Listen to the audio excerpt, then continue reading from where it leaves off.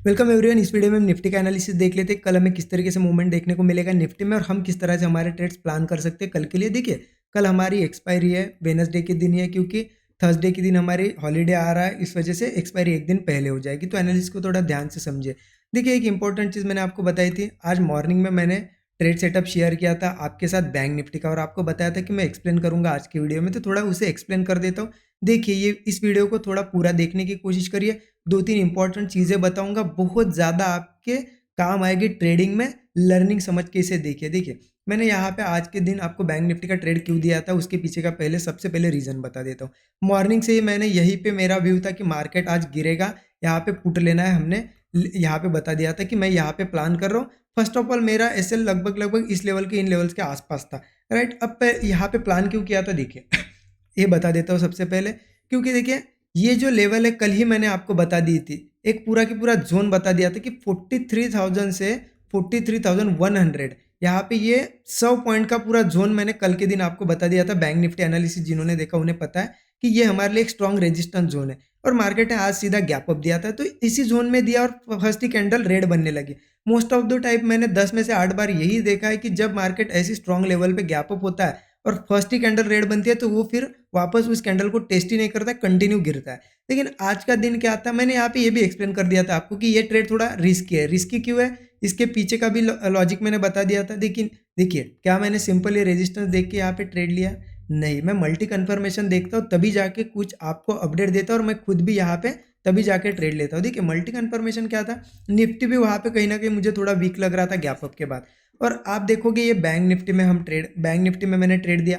Bank Nifty कैसे चलता है, जो इसके कंपोनेंट होते हैं 6-7 बैंक्स, वही उसे चलाते हैं। तो आप अगर देखोगे, चेक करोगे चार्ट, तो 2-3 बैंक यहाँ पे बहुत ज़्यादा बियरिश थे, 3-4 बैंक बियरिश थे। जस्ट एक एचडीएफसी ऐसा था कि मॉर्निंग से यहाँ पे एक ग्रीन ग्रीन कैंडल बन रहा था। इस वजह से मैंने बताया था कि थोड़ा यहाँ पे रिस्की ट्रेड है, तो थोड़ा क्वांटिटी को देख के लेना, क्योंकि एचडीएफसी ग्रीन बना रहा था ना, तो एक बार ही ऊपर ज़रूर आता, और उसने वही किया। लेकिन अब देखिए, मेरा व्यू क्लियर था। मैंने उसके बाद भी आपको यहाँ पे क्या बता दिया था, देखिए इसके बाद भी मैंने आपको क्या बताया, यहाँ पे आप देख सकते हो कि एचडीएफसी अगर थोड़ा सा भी यहाँ पे रेड कैंडल बनाने लगे तो बैंक निफ्टी गिरेगा।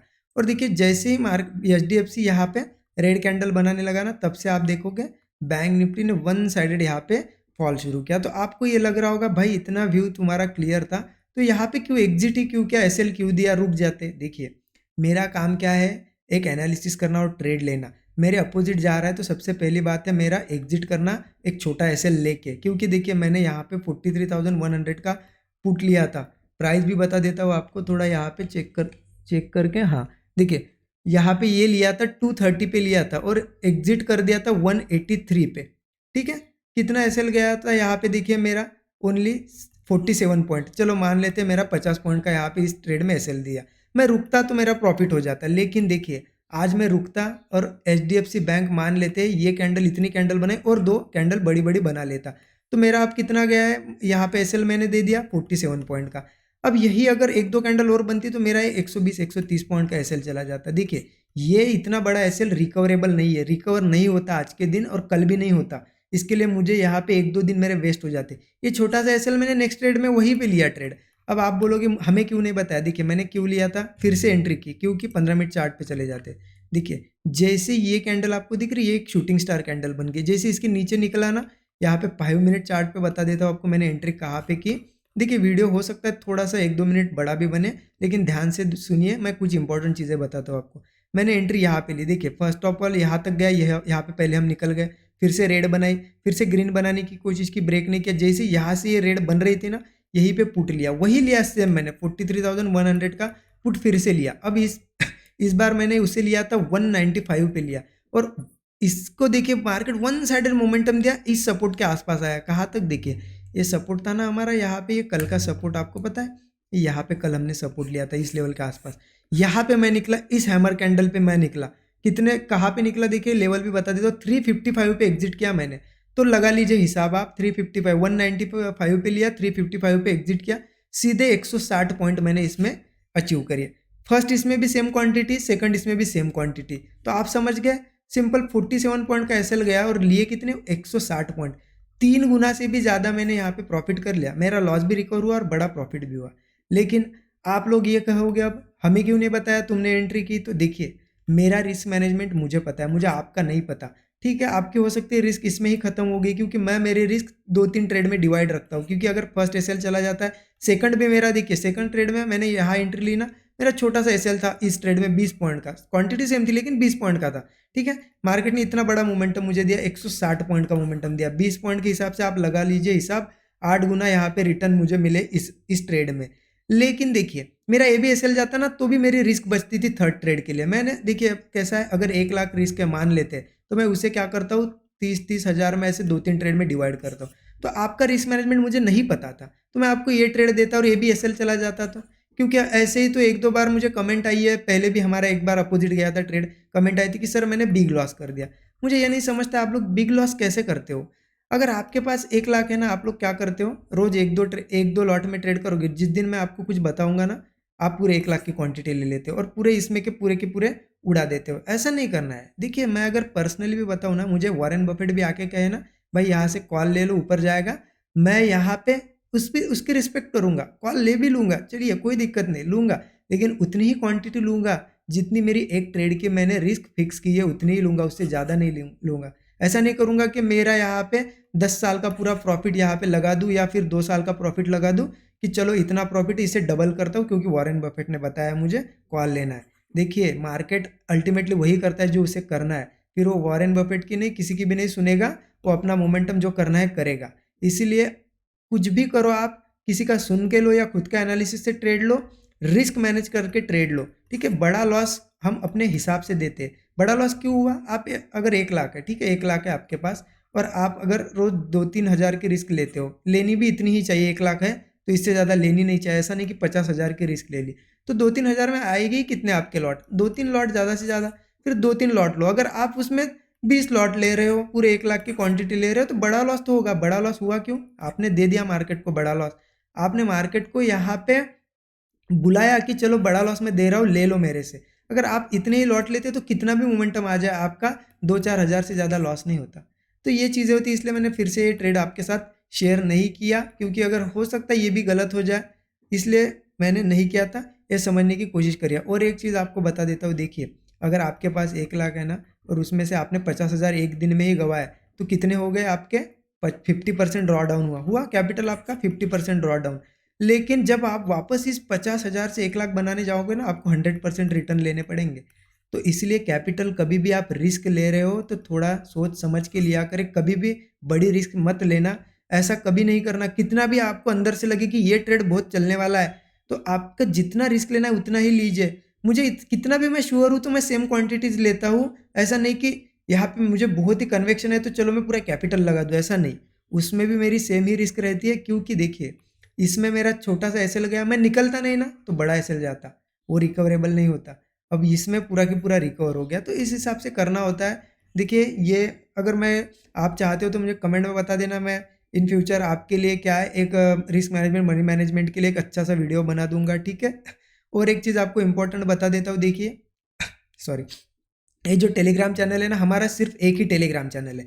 आप यहाँ पे देख लीजिए नाम क्या है हमारा टेलीग्राम का, Indian stock trader. Subscriber check कर लीजिए कितने, 11,750 के आसपास। लोगो भी देख लीजिए। देखिए अब कुछ लोग यही सेम नाम लोगो यूज करके फेक चैनल्स बना के आपसे पैसे हट रहे हैं। तो मैं आपको अभी बता देता हूँ, हमारी कोई भी पेड टिप्स नहीं प्रोवाइड करते, हमारी टीम नहीं, हम नहीं, कोई भी पेड कॉल्स हम प्रोवाइड नहीं करते, ना कोई हमारी अकाउंट हैंडलिंग सर्विस है, ना किसी भी टाइप की सर्विस है। हम सिर्फ और सिर्फ यही हमारा एक टेलीग्राम है, और इस पर हमें फ्री है, ये टेलीग्राम चैनल बिल्कुल फ्री है, ध्यान रखिए फ्री है बिल्कुल। ओके, और इसमें मैं कुछ ना कुछ ऐसे ही व्यूज़ मेरे ट्रेड सेटअप शेयर करते रहता हूँ, और वो भी किस हिसाब से, लर्निंग पर्पज से। आप इसे क्या है ना एक कॉल टिप के हिसाब से देखते हो, इसलिए मुझे अच्छा नहीं लगता यहाँ पे कुछ डालना। आप क्या सोचते हो कि चलो भाई ने बता दिया नीचे जाना है, ले लो अब 100 लॉट ले लो, 10 क्या 100 ले लो या 200 लॉट ले लो, आज तो नीचे ही जाएगा। आप ऐसा मत सोचिए, आप उसे एज ए लर्निंग लीजिए कि चलो उस भाई ने बताया कि यहाँ से नीचे जाने वाला है, तो क्यों बताया यहाँ पे। तो आपका काम होना चाहिए कि चार्ट पे आना, देखना कि ऐसा क्या देखा कि लग रहा है नीचे जाएगा, आप एनालिसिस करना, फिर आपको क्या होगा यहाँ से कुछ ना कुछ लर्निंग मिलेगी। यस ये बन रहा है, मैं एक्सप्लेन भी कर देता हूँ। और आपको अगर टेस्ट ही करना है, 1 या 2 लॉट लेके वहाँ पे चेक भी करो, वहाँ पे लर्निंग के साथ साथ आप अर्निंग भी करो छोटी सी 1-2 लॉट से, सो दैट आपकी प्रैक्टिस भी हो जाए। लेकिन आप यहाँ पे कॉल टिप समझ के लेते हो, इसलिए मुझे ये अच्छा नहीं लगता है। नहीं तो मैं देने के लिए देखिए आपको दिन में 10 ट्रेड भी दे सकता हूँ, लेकिन वही हो जाएगा एट द एंड, उसमें से 8 भी ट्रेड चले ना तो आप पैसा तो बना लोगे, और 2 ट्रेड जो लॉस जाते हैं ना तो उसमें आप पूरा गवा देते हो 8 ट्रेड का, क्योंकि आपका रिस्क मैनेजमेंट अभी भी सही नहीं है, मनी मैनेजमेंट सही नहीं है। तो आप चाहते हो तो मुझे बता देना, इस पे मैं एक वीडियो ज़रूर बना दूंगा आप सब लोगों के लिए, ठीक है। चलिए देखिए, वीडियो हो सकता है थोड़ा सा बड़ा बन रहा हो, चलिए मैं फटाक से निफ्टी का आपको एनालिसिस बता देता हूँ अब।